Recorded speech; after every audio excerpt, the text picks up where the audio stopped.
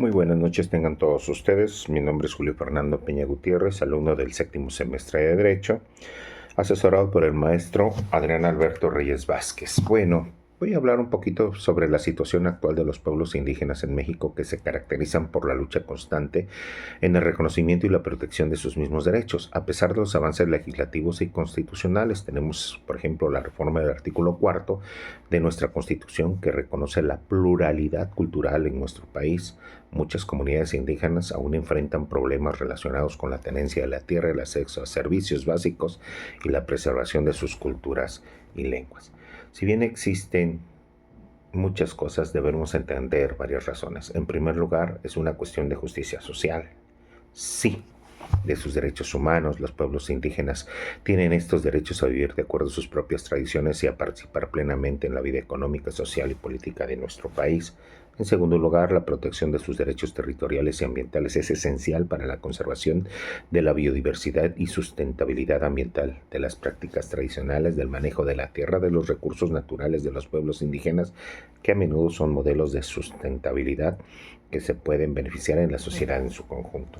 Ahora, ¿cuáles son los antecedentes históricos más importantes de los pueblos indígenas? Voy a poner pocos. La presencia ancestral de los pueblos indígenas que han habitado en los territorios de América desde milenios antes de la llegada de los europeos. Sus culturas y formas de vida se han desarrollado a lo largo de los siglos, produciendo una conexión con sus entornos naturales.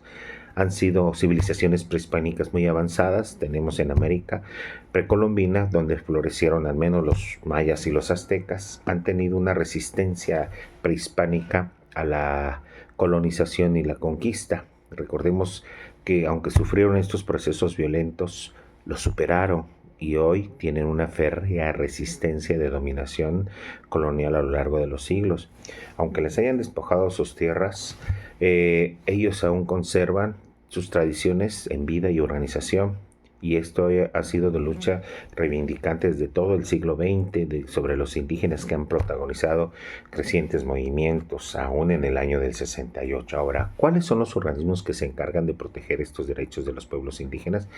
Pues tenemos a la ONU con el Foro Permanente, tenemos a la Organización Internacional del Trabajo, la OIT, con el Convenio 169 de los pueblos indígenas, también la Comisión Interamericana de los Derechos Humanos, CIDH. Tenemos la Relatoría Especial sobre los Derechos de los Pueblos Indígenas. También tenemos muchas organizaciones indígenas y de sociedad civil, consejos, federaciones, organizaciones no gubernamentales. Estos, ya sean internacionales, regionales o nacionales, desempeñan un papel muy importante en el reconocimiento, promoción y protección de estos derechos colectivos. Además, ¿cuáles son los derechos de los pueblos y comunidades indígenas que hemos identificado en esta unidad?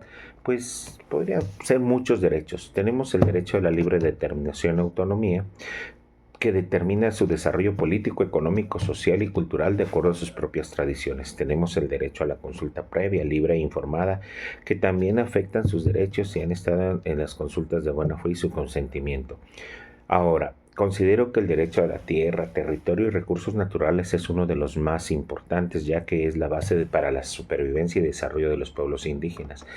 Claro, sus antecedentes históricos muestran que durante siglos los pueblos indígenas han sufrido de despojo, expropiación de tierras ancestrales, que ha amenazado su existencia misma.